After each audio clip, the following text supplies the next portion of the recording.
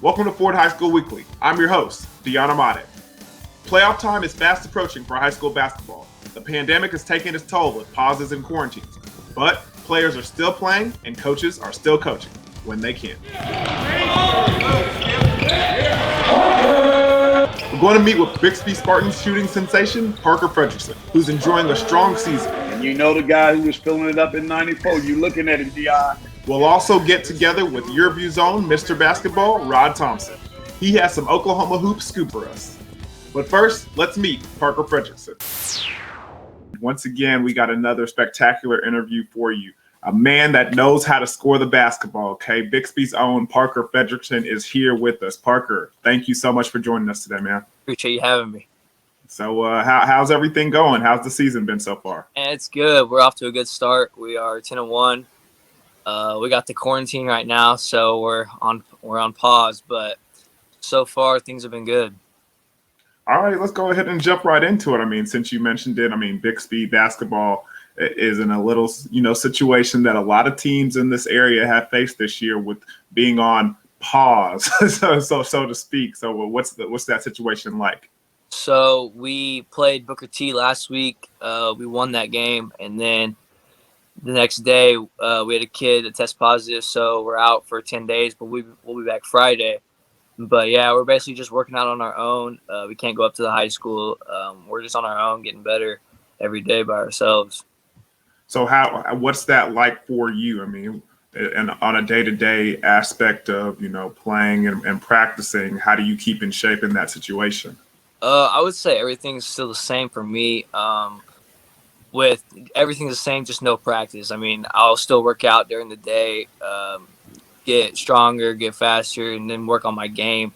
So I'm still doing basically everything the same with just no practice, at the school. So what do you, as far as, no practicing with the team and being in a pause situation, how do you think that hinders your team in any way, shape, or form, or do you think there's a positive from it? I would say the only negative thing that this could take from our team is just the momentum side of it. We had good momentum. It kind of was killed.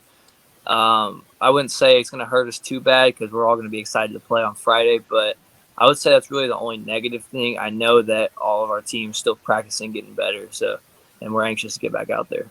So how did everything get started for you at Bixby as far as, before your time becoming a Bixby Spartan? How did you find yourself in love with the game?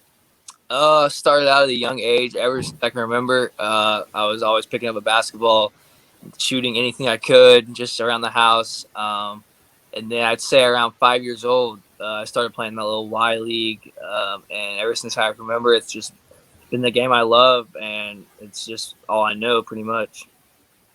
When did it start becoming serious for you where you were practicing with a purpose and instead of just like having fun and going out there and trying to compete to your best of ability to accomplish something? I would say my 8th grade year, I really wanted to be the best. I loved it 6th, 7th, 8th grade. I loved the AAU tournaments. I loved traveling. I loved all that. But around 8th grade, ever since school ball happened, it's just been playing for Bixby. It's just been everything I wanted to do and win as much as I could at Bixby. So ever since 8th grade, I'd say is when I really picked it up. So you just mentioned AAU ball. So who do you play for and what's that experience been like traveling all across the world playing? I mean, all across the country playing basketball. Oh, it's been so fun. It's what I do. A couple summers ago, I played for Oklahoma Chaos. Traveled all the time, built the best memories. It was so fun. Last summer, played with Team Griffin out of OKC, but we didn't really play because COVID kind of messed everything up. So we got together a few times, it worked out, but this next summer, I'll be running with Tulsa Hawks on the prep hoop circuit. So what's that like for people who don't know, the whole basketball world and the whole AAU world of things? Like, what's the deal with the team and the circuits and kind of like switching teams every summer? What's that about? On the switching teams part, it's just finding the best fit, where you want to be at. I mentioned the prep hoop circuit. We're just going to be traveling, playing in front of coaches, getting as much exposure as we can get. But yeah, it's really just the best fit, and playing for coaches that you want to play for. And but yeah, I mean, AAU is just it's fun. So it's primarily more of like, all right, you play in one circuit, now you go to play in another, so you can play in front of coaches that haven't seen you yet. Yeah, so I would say with the Nike UIBL, there's no doubting it. That's the best circuit in America. That's with Team Griffin. They were on the EYBL, but obviously with COVID, we didn't get to do much. But prep hoops, it's basically the same thing, just different locations. I mean, yeah, there can be different coaches, but it's kind of all messed up right now with the rules and stuff. So we're just hoping they can get out and see us this summer. When we come back, Parker talks about how the Spartans are coming together as a team, his basketball role models, and how he has whatever player wants, the green light. Stay tuned. Ford High School Weekly will be right back.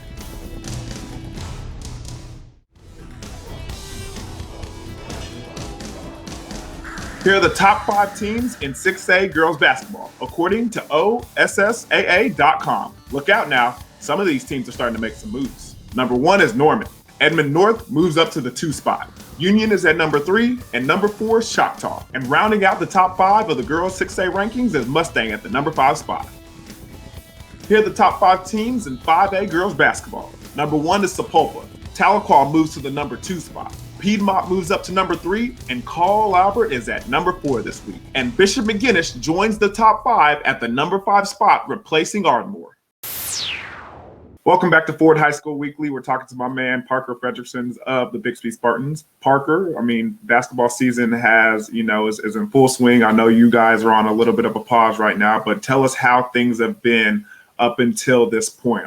You mentioned that you guys are 10-1 right now. So what's been the recipe to success for you guys early on in the season? Man, so early on in the season, we had a big win. It started us off 1-0. We beat Jinx. And ever since then, guys, this year, we just believe that we can win. We want to win. Last year, I wouldn't say that we weren't bought in, but this year, we just kind of flipped the switch. We got all 10 guys. They want to be here. They want to win. And we're just having fun, and we've been able to win games. That's what's up. I mean, so with the success that you guys have been having, who are some of the the key players on the team that have contributed as well as yourself? To be honest, I would say everybody. So we got our 5 stars, obviously, but then we got guys coming off the bench that play their role. They play hard, they play defense, they rebound. It's kind of just everybody's on the same mission. So I would say the key thing that's helped us out is guys are accepting their roles. They want to play, and they don't always have to score. They want to rebound, they want to defend, they want to do all that. So that's been the key for us, is guys just accepting their role. I know with COVID, we can't really, pack the gyms like you guys would like and have the atmosphere that you would hope for in seasons like this, especially with a team that you have. But if we were trying to pack the house and try to sell tickets, if guys really wanted to know what it's like to go and witness the Bixby Spartans play, what would you tell the fan base? What would you tell the audience that what you could expect from the Bixby Spartans if you go into their gymnasium and play them? I can tell you can expect a fast-paced game. We're going to get up and down. We're going to have energy. We're going to play, as Coach Kite says, play fearless. We're going to play fearless. But, yeah, I mean, it's just going to be an energetic, high-paced game. I like that. Now, as far as your individual game, who are some of the players that you look up to, that you model your game after? I would say the 2 guys that I'm really watching right now and studying their games. I watch Steph a lot, and I watch Trae Young a lot. Both. I like Trae Young just because he's young, and he was in Oklahoma a few years ago doing what I'm doing in the high school world. I mean, he was killing in high school, and then a few years later, he's killing the NBA. So I kind of look up to him in that way. So is there anything from those individuals' games that you try to, mimic as far as technique-wise, or, just the broad look at the game? Yeah, I mean, with Trae Young, he'll break his defender out from way out there and shoot it deep, and that's what I'm working on right now. His range is shooting from anywhere. And with Steph, I mean, he's so mechanically sound. I mean, you just watch his shot, and it's just perfect. So now that leads to my next question is, with you working on your range and shooting from deep and pulling up from anywhere on the court, is that something that coaches are still allowing? Or I mean, I've been covering tournaments and everything, and the kids pull up and I'm just like, man, back in my day, if my coach saw me pull from that deep of range, he would tell me, hey, get your butt on the bench. So is that something that coaches are cool with now, or are you still, it's only certain players that can do that? Well, I would say I'm pretty fortunate enough to say that I have coaches that basically tell me I got the green light anywhere. Obviously, don't pull any dumb shots, but for the most part, I have the green light, and I'm pretty lucky to say that. We're not done with Parker Friedrichsen yet, but coming up next, our basketball guru, the one, the only, Rod Thompson, with all the inside information on Oklahoma high school basketball, right here on Ford High School Weekly. Here are the top 5 teams in 6A boys basketball, according to OSSAA.com. Edmond Memorial moves up to that number 1 spot. Last week's number 1, Edmond North, drops to number 2. And Dell City breaks into the top 5, making it to the number 3 spot here on our rankings. Norman North is holding down that number 4 spot, and Putnam City North continues to hold down the number 5 spot in these rankings. Here are the top 5 teams in 5A boys basketball. Number 1 is Carl Albert. Number 2 and 3 swap places again this week. Memorial's at number 2 and Lawton MacArthur is at number 3. Bishop Kelly is back in the top 5, where they share the number 4 spot with Shawnee. Welcome back to Ford High School Weekly, ladies and gentlemen, and we got the man that you need to know. So if you want to talk anything about high school sports, you need to know Rod Thompson, and he's right here with us. Rod, Stingray Rod, my man, how's it going? Yes, sir. Going good, man. Going good. Just trying to keep it going, and been having some great action. You start talking about teams getting placed on playoff time. It's getting the heart of it. So teams are getting better, Dion, and a great time of year. Great time of year. Who are some of the teams going into the playoffs that are kind of hot right now that you can kind of see a trend that, hey, this might be a team to look out for? I think when you start with 6A, you talk about Owasso, and Brian Montanati is doing an outstanding job. Kyler Mann is playing good for this team right now. He was the MVP. I believe they played in the SkyTick tournament and also a tournament that was moved to Victory Christian. He had very good games, was MVP. He's a guy that I think colleges need to look at this young man. It hurts not having the summer, but Owasso is definitely a team that's playing well right now. You talk about Norman North. Kellen McCoy is doing a tremendous job with this team early in the season. You knew they had a chance to be good, wasn't playing well, really bunkered down and played unbelievable. They were able to knock off some big teams. I believe got beat by Broken Arrow on the last second shot, and ended up finishing 3rd, I believe, in the Shawnee tournament. So there's another team that you want to be able to look at. And how about Jinx? I mean, you talk about Chase Martin, of course, was out. He's the leader of that team. Some say the best player in that class, in the state. They were kind of limping along there. They took some tough losses early. Of course, Coach Clay was out. He was able to come back, referee some big-time NFL football.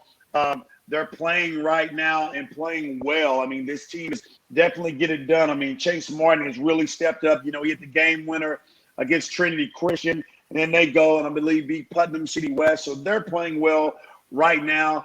And then watch out for Union. Union is playing well. Trent Pierce, a sophomore that you're going to be saying his name a lot. I mean, he's had a tremendous game, a 6'7" sophomore, combined 41 points in the final 2 games of that Jinx Union tournament that we had. I mean, he had one game, 23 points, 12 rebounds against Putnam City West. I mean, he's another guy and another team that is playing well right now when you talk about this side of the state. So I think when you look at it, you haven't heard much from Edmond, but also look for Edmond North. Scott Norris has done a very good team. He has a very good team, very experienced team. He always does a tremendous job. They're a team also that you have to look at that's peaking well at the right time. And I'll say this, Dion, with all those teams that we talked about peaking well at the right time, and there's so many others, but you just got to wonder. You don't just have to stay healthy in today's time. You have to stay away from COVID to keep the momentum going. You're an alum of Beggs High School. I was able to go out there and watch those guys take on. Hey, they look pretty impressive.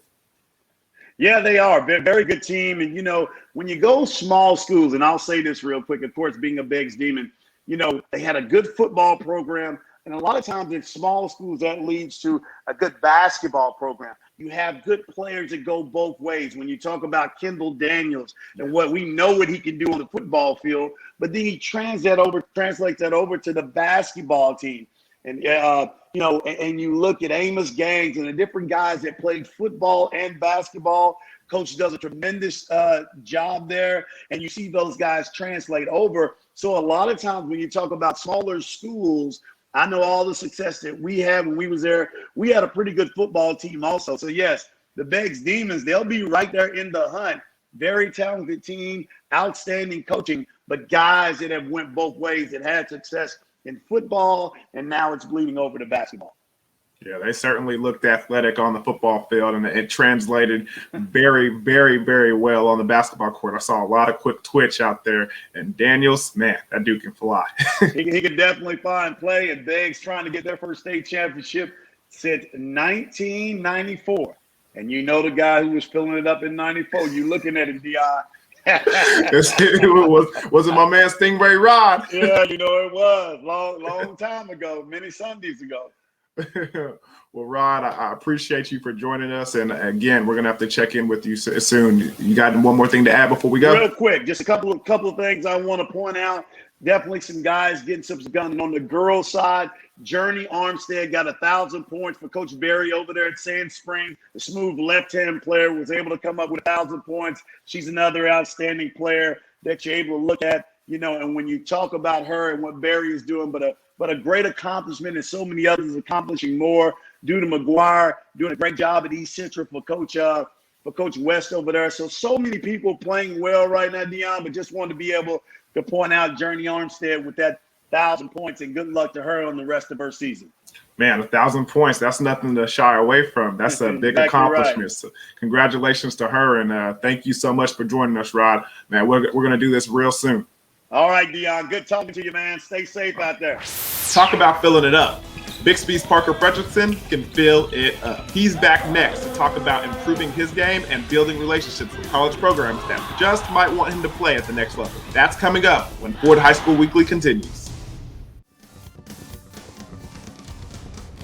Welcome back to Ford High School Weekly, ladies and gentlemen. I'm with my man, Parker Friedrichsen. He is to my left, and right now we want to ask him about how do you think you stand out in front of, the competition here in Oklahoma? I know the word is, I've been looking and doing my homework. I think they say you're the leading scorer in Tulsa right now. So what sets you apart talent-wise? I would say just my ability to shoot it with hands in my face, no hands in my face. In the offseason, I'm really working on getting my shot off quicker. I'm going against quicker, stronger, faster dudes than me in 6A. We play in the toughest league in the state, in my opinion. And that's all I've been working on, just getting my shot off, breaking defenders down, getting a little quicker. But I would say what stands me out is just being able to score at all three levels. And I couldn't say that last year, but I put in the time this summer. And I can score at all three levels and pretty much on anybody. I know that's what the recruiters are looking for, an individual that can produce in multiple ways and at different points in the court. So how is that recruiting process going for you just thus far?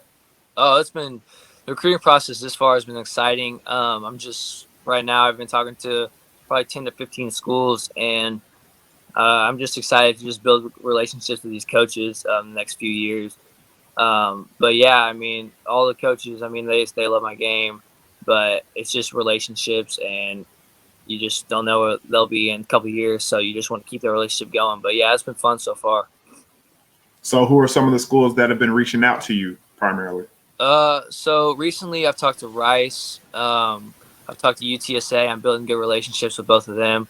I talked to Ohio. I've talked to Wichita State. I'm just building relationships with schools around the area. So, but yeah, mainly right now I'm talking to Rice and UTSA, and it's been fun just to get to know them and learn more about their program.